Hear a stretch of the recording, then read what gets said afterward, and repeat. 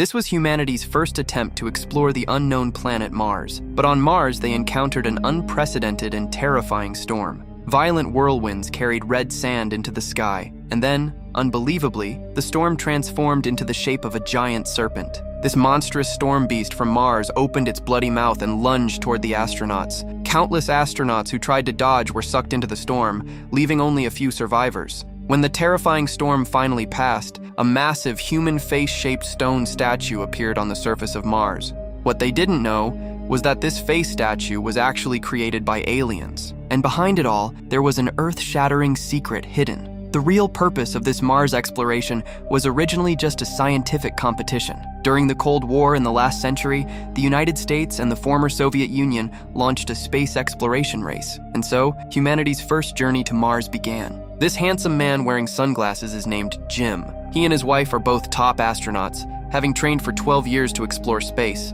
But just before entering space, Jim, overwhelmed with grief, failed the launch test. Replacing him was his best friend, Luke.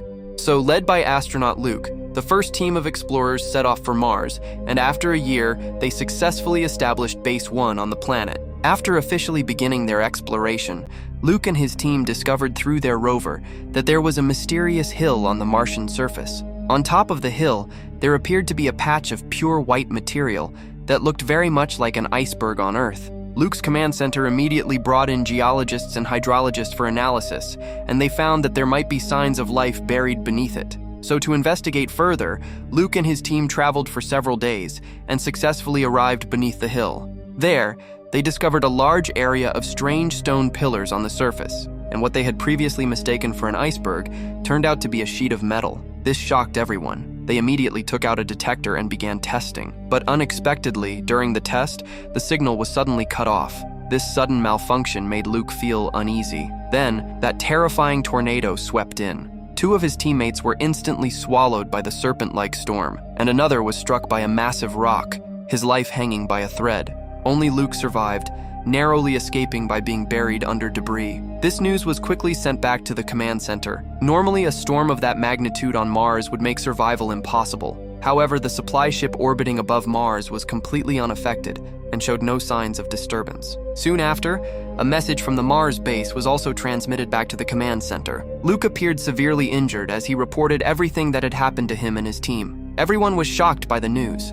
To rescue the surviving Luke, the command center immediately prepared to send a team for support. Led by Woodrow, a group of 4 set out on the rescue mission. After more than 100 days of travel, they finally saw the surface of Mars. Through the ship's monitoring system, they discovered that massive storms still existed on the planet, and there seemed to be no signs of life at the Mars base. This caused their hearts to sink, as they assumed Luke had died. But unexpectedly, not far from the base, they found 3 crude graves. This indicated that Luke might still be alive, hiding somewhere.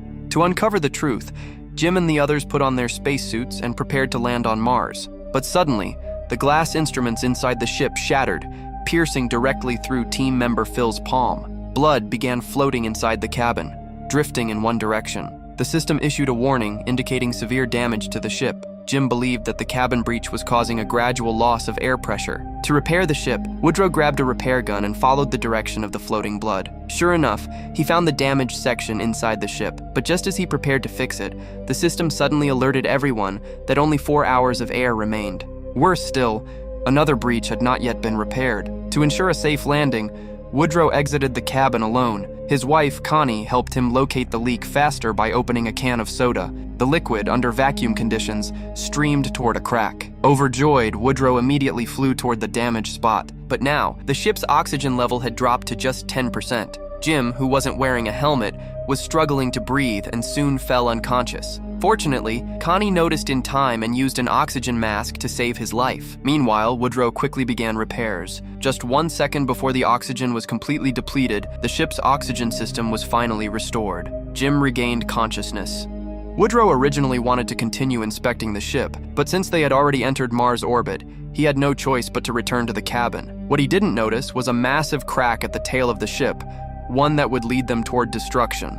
Inside the cabin, everyone continued preparing for landing. After confirming that all systems appeared normal, they began fueling according to procedure. But during fuel transfer, The previously unnoticed crack began leaking fuel, which instantly froze into ice under the extremely low temperatures of space. The people inside the spacecraft still had no idea that a crisis was about to arrive, and they were preparing to ignite the engines and begin landing. At this moment, the ice that had formed from the frozen fuel was slowly drifting toward the ignition area. The instant Jim pressed the start button, all the systems on the spacecraft suddenly shut down and began to shake violently. It turned out that at the moment of ignition, the massive flames directly ignited the frozen fuel, triggering a violent explosion. Now the entire spacecraft was completely disabled. Woodrow's first reaction was to reach the supply ship, but it was still some distance away. With no other option left, their only choice now was to leave the damaged ship. They could only try to reach the supply ship using the propulsion units in their spacesuits. The group tied themselves together using a tether,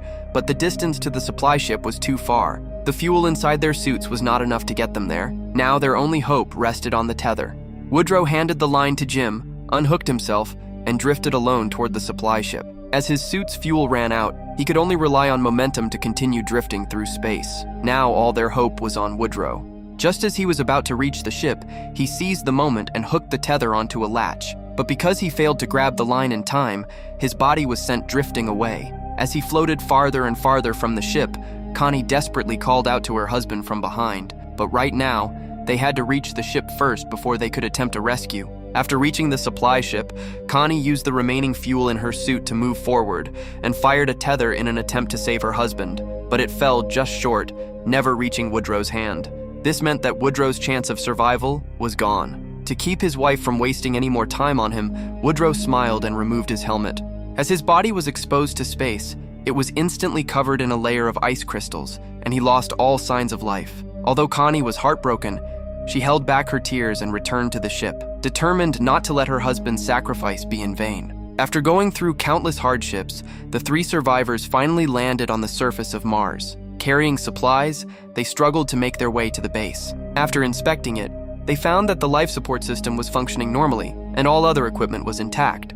Even Jim noticed that everything inside the greenhouse module was normal. There was food and fresh water. So where exactly had Luke gone? The moment Jim removed his helmet, Luke suddenly appeared behind him and launched a fierce attack. It turned out that the long period of isolation had pushed Luke's mind to the brink of collapse. He even believed that Jim was just a hallucination. At the critical moment, Jim quickly mentioned events from their time on Earth. These familiar words calmed Luke down. When Phil and the others arrived, they immediately took away Luke's weapon. After regaining his senses and realizing they had come to rescue him, Luke was so moved that he broke into tears. When asked about what had happened during this time, Luke told them that there was a powerful energy on Mars, and it was this force that had killed his teammates. He had once felt hopeless, but later realized that someone had to survive to uncover these secrets. The others initially thought that Luke might have lost his mind after being stranded on Mars for nearly a year. But when Luke showed them the human face statue, they were all stunned. The statue was clearly artificially constructed, and with Earth's current technology, it would be impossible to create something like it. This suggested that there might be other life forms on Mars. Then Luke played the strange sounds he had discovered on Mars. Over the past year, he had found that the sound followed a pattern, a repeating sequence. He had spent 4 months studying it and finally concluded that the source of the sound was likely a set of genetic codes, DNA, but they still couldn't determine what the DNA represented. So, their top priority now was to repair the spacecraft and return to Earth. However, while packing their things, Jim noticed some dropped chocolate pieces on the ground and realized that the DNA might actually be a clue, an alien test. It seemed that they wanted Jim and the others to complete a chromosome sequence to prove they were from Earth. That meant they had to go to the human face statue. But this mission was extremely dangerous. If Jim's guess was wrong, it could cost them their lives. To be safe, they decided to first test it using a rover.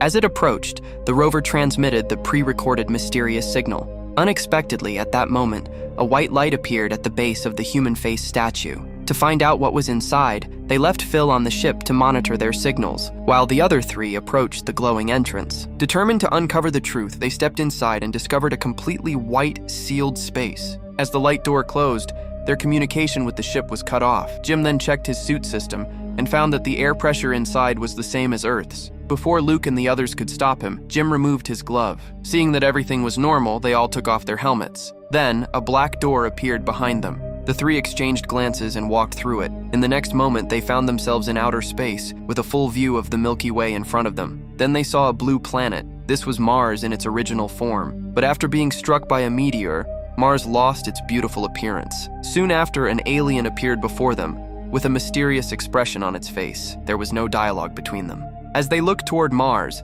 countless spacecraft launched into space. The chromosome in the alien's hand was placed into one of the ships, which then traveled through space and eventually landed on what would become Earth. As the ship plunged into the ocean, the chromosomes brought by the alien began to evolve on Earth, and primitive fish started to appear. Over billions of years of evolution, those fish turned into amphibians and moved onto land. As time passed, humans and other animals gradually came into existence. In the end, it became the Earth we know today. All of this originated from the genetic evolution left behind by the aliens. Then the alien activated a teleportation device and disappeared into the universe. Soon after, the communication system returned to normal. Seeing this, Connie and the others prepared to leave immediately, but Jim chose to stay behind. He walked toward the alien's teleportation device. With nothing left tying him to Earth, Jim decided to follow the alien and leave. Luke and the others chose to respect his decision, and the two of them left him behind as they exited the space. Just before departure, Phil prepared to launch the ship and return to the base. At that moment, the human face statue began to release a massive surge of energy. Instantly, terrifying storms reappeared on Mars. Fortunately, using the force of this energy, the three of them successfully entered space. They watched with their own eyes as the ship carrying Jim flew deep into the universe, returning to the homeland of its creators.